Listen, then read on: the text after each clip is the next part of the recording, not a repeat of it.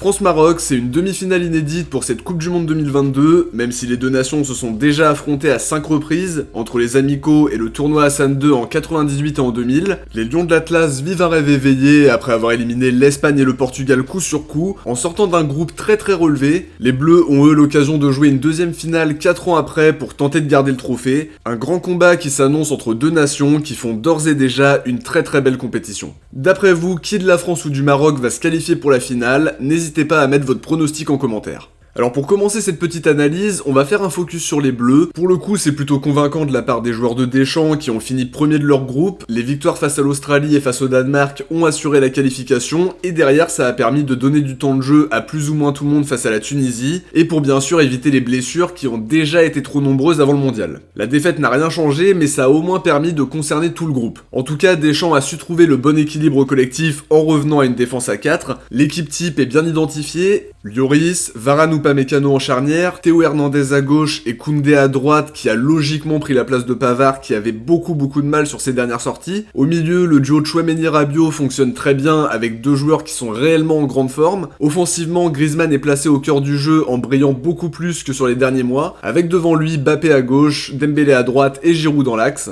En sortie de banc, il y a Thuram et Coman qui peuvent impacter offensivement pour débloquer une situation. Deschamps a réussi à composer avec les différentes absences et pour l'instant ça tient clairement la route. Des ailiers rapides soutenus par Griezmann et capables de trouver Giroud dans la surface. L'entrejeu est solide et capable de récupérer beaucoup de ballons. Une équipe équilibrée qui sait se montrer tranchante offensivement. Il y a beaucoup d'individualités, on pense à Mbappé, Griezmann, Dembélé et Giroud qui sont dans une super forme actuellement et qui peuvent faire la différence à tout moment. Sur le plan défensif, le match face à l'Angleterre était moins concluant, 2 pénaltys offerts aux Anglais parce qu'on était parfois dépassé défensivement parlant, notamment sur les côtés où il y a eu quelques petites alertes avec Koundé et Hernandez. Mbappé a été très bien muselé, il l'avait identifié comme le joueur à tenir absolument et ça l'a empêché de briller comme il le fait habituellement. En tout cas, les Bleus ont montré un très bon état d'esprit en conservant le score au mental. Il y a aussi eu un très grand Hugo Lloris qui a enchaîné les arrêts importants et une équipe solidaire qui a tenu bon face aux offensives anglaises pour contrer des ballons dangereux parce qu'on a subi quand même 14 tirs au total. C'est une nouvelle demi-finale pour les Bleus, il y a la possibilité de s'offrir une finale contre l'Argentine ou une nouvelle finale contre la Croatie, c'est aussi l'opportunité de rejoindre l'Italie et le Brésil au rang des nations championnes du monde 2 fois d'affilée. Avec les différentes absences, on était loin d'imaginer que les Bleus pourraient se hisser aussi haut. Alors évidemment, la poule était abordable et le 8ème face à la Pologne aussi, mais l'Angleterre faisait partie des favoris et ce genre de match, ça se joue très souvent à très peu de choses.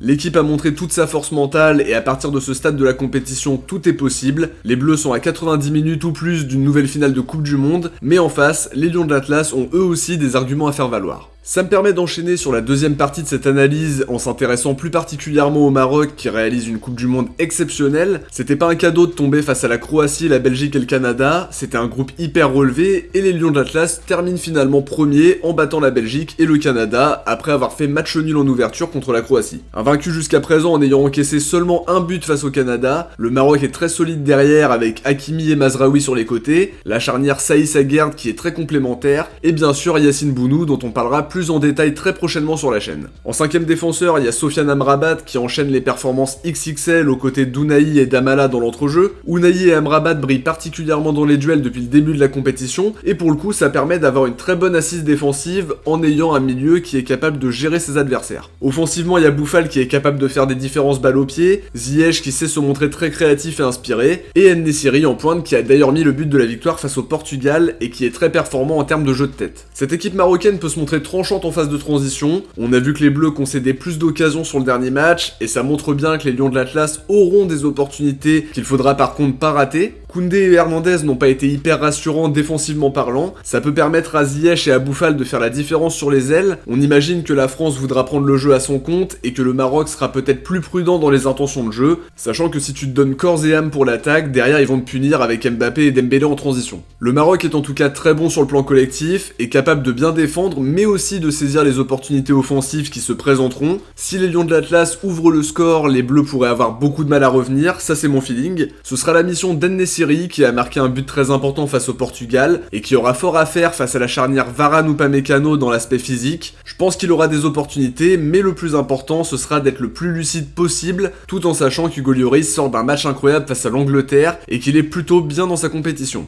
Alors maintenant, à quoi s'attendre pour cette demi-finale? La première chose, c'est que les Bleus abordent le match dans le costume de favoris, ils ont l'expérience des matchs aussi importants, mais finalement à ce stade de la compétition, le statut de favori est quand même beaucoup moins important parce que tout peut se passer, ça va se jouer sur le mental, l'état d'esprit, sur des petits détails comme une action, une faute, un carton, il peut se passer beaucoup de choses en 90 ou en 120 minutes, et pour le coup je suis persuadé que le Maroc peut poser de gros problèmes aux Bleus. J'en parlais avec mon ami Hakim des Lions de l'Atlas, l'équipe 21 parlait de 2 ou 3 classes d'écart entre les deux équipes. Je suis pas d'accord du tout avec ça parce que le Maroc a beaucoup d'arguments à faire valoir. Alors oui, en termes d'individualité pure et en termes de banc, les Bleus ont un meilleur effectif sur le papier. Mais comme on l'a dit, ça veut pas dire grand chose à ce stade du tournoi parce que les équipes se galvanisent naturellement par l'enjeu et ça se joue rarement à grand chose. Les Bleus sont capables de dérouler mais ont aussi certaines interrogations. Sur les côtés, défensivement, il y a eu quelques alertes face à l'Angleterre. On sait que des joueurs comme Bouffal ou Ziyech peuvent faire très mal à ce niveau-là. Je m'attends à un grand combat dans l'intensité, dans les duels, avec des situations des deux côtés où le réalisme sera essentiel. Il y aura des duels intéressants, Amrabat, Amala et Ounahi face à Tchouaméni, Rabiot et Griezmann. Un duel à distance En-Nesyri, Giroud qui sont capables de faire la différence dans le domaine aérien par exemple.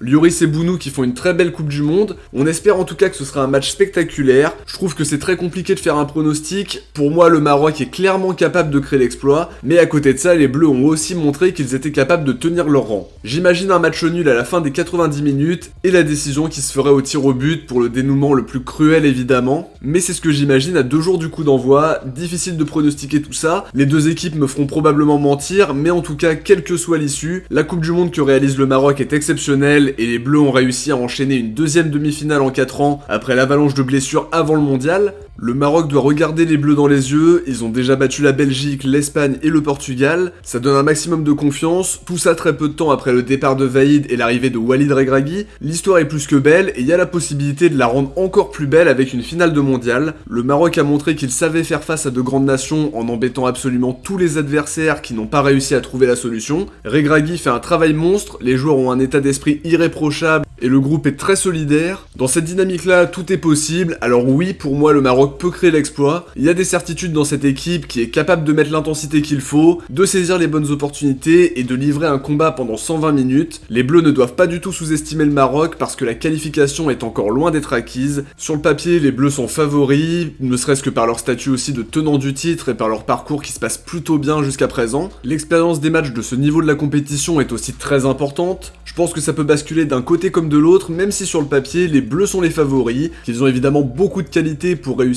là où le Portugal, l'Espagne et la Belgique se sont cassés les dents. À côté de ça, le Maroc n'a évidemment pas dit son dernier mot, leur parcours est exceptionnel face à une adversité quand même assez grande, et je pense qu'on peut s'attendre à un grand match. De notre côté, on arrive à la fin de cette analyse, j'espère que ça vous a plu. Si c'est le cas, n'oubliez pas le petit pouce bleu et de vous abonner pour ne rien louper des prochaines vidéos. Je vous invite à aller voir les analyses sur Sofiane Amrabat et sur Azzedine Ounahi, le lien sera en description et sur l'écran de fin de vidéo. Si vous avez regardé la vidéo jusqu'au bout, écrivez Maroc dans les commentaires, on se retrouve très vite pour une prochaine vidéo. Bon match à tous, ciao, portez-vous bien et à très vite.